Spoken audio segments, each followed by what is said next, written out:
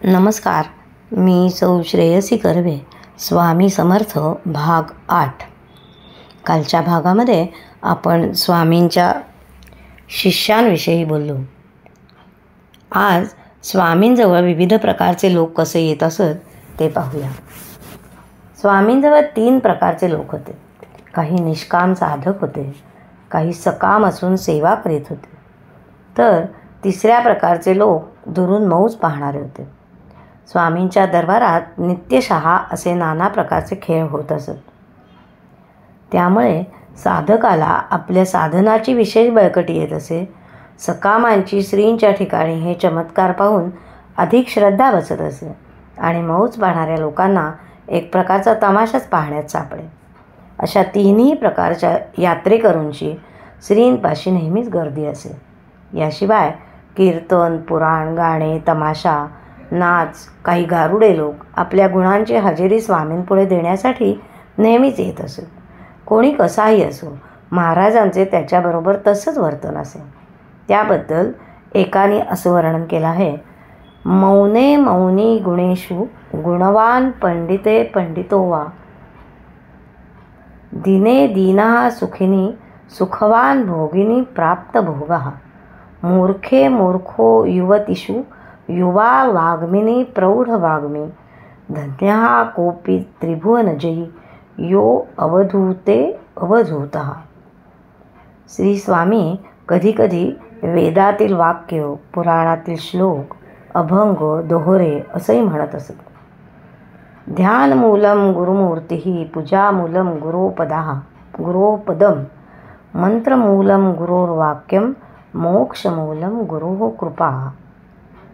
किंवा गंगातापम शशितापम दैन्यम कल्पतरुस्तथा, पापम तापम च दैन्यम च हनंती साधु समागमः. किंवा साई के दरबार में साचेकू शिरपाव झटेकू पन्ह्या असे दोहोरेही म्हणत असे. असो, श्री स्वामी समर्थांना झोप लागलेली काही कोणाच्या पाहण्यात नाही. मात्र डोक्यावर पांघरून घेऊन ते निजत असत. पहाटे 2 वाजल्यापासून पांघरुणातून अभंगाची कडवी श्लोक म्हणू लागत, जेणेकरून महाराज आता जागे झाले आहेत असं लोकांना वाटे. मग कोणाला काही वेदांत, भक्तियोग, हठयोग, राजयोग इत्यादी काही जर प्रश्न करायचे असतील तर ते करत असत. त्या लोकांनी केलेल्या प्रश्नांची उत्तरही महाराजांनी सरळ आणि यथार्थपणे द्यावीत.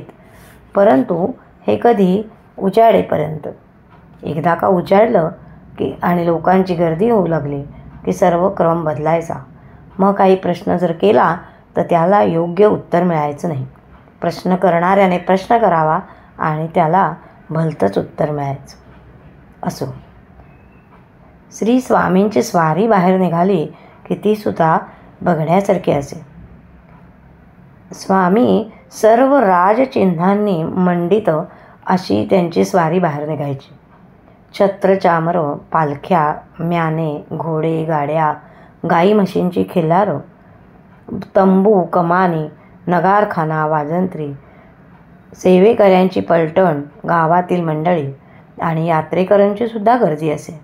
त्याचप्रमाणे पुराणिक, हरदास, गवई, फुलवाले, मिठाईवाले सगळ्या प्रकारचे दुकानदार महाराजांच्या बरोबर असत. मग भले स्वामी एखाद्या वेळेस जंगलात वस्तीला का जात ना, बरोबर हा सरंजाम असायचाच. वेळच्या वेळी त्या लोकांनी आपापली कामं बजावीत. श्री स्वामींची वस्ती ज्या ठिकाणी व्हायची ते स्थळ पाहणाऱ्याला जणू पुराणातील वर्णन केलेल्या वैकुंठ लोकाप्रमाणेच भासायचे. महाराज ज्या गावात जात तिथे खेडं असूनसुद्धा जिथे 5-50 लोकसुद्धा एका वेळी जाण्याची वेळ आली नसेल तिथे हजारो लोकांची गर्दी त्यावेळी दृष्टीस पडावी जशी ती यात्राच भरली आहे. जिकडे तिकडे स्वामी समर्थ महाराज की जय असा स्वामीरायांचा जय जयकारच ऐकू येत असे. सर्वच सत्पुरुषांनी आपण जर बघितलं तर दुष्ट प्रवृत्तींना आळा बसावा म्हणून आपल्या परीने प्रयत्न केले. कितीतरी दुष्टांना सुष्ट बनवलं, काहींचं गर्वहरण करून त्यांना सन्मार्गावर आणले. राजसत्तेपेक्षा योगसत्ता श्रेष्ठ कशी हेही स्वामींनी दाखवून दिलं. संकटांनी गांजलेल्या समाजाची संकटे, व्याधी, पीडा निवारण करून त्यांना मानसिक स्थैर्य मिळवून दिलं. अध्यात्म प्रगती ज्यांची खोंडली असेल अशा लोकांना मार्गदर्शन करून त्यांची आध्यात्मिक प्रगती सुकर व्हावी म्हणूनही त्यांनी प्रयत्न केले.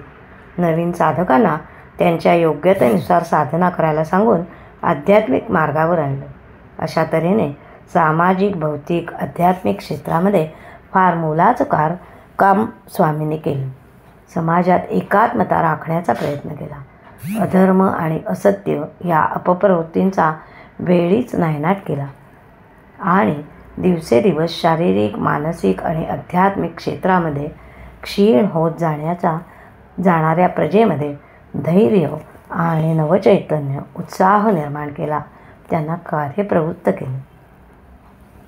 ते नेहमी म्हणत असत, हम गया नहीं, जिंदा है. त्यामुळे स्वामी अजूनही आपल्यामध्ये आहेत, आपल्या पाठीशी उभे आहेत. त्यामुळे त्या परिस्थितीला आपण सामोरं जाऊ शकतो. भ्यायचं कारण काहीच नाही. अशा या अनंत कोटी ब्रह्मांड नायकाला कोटी कोटी प्रणाम. जय श्रीराम.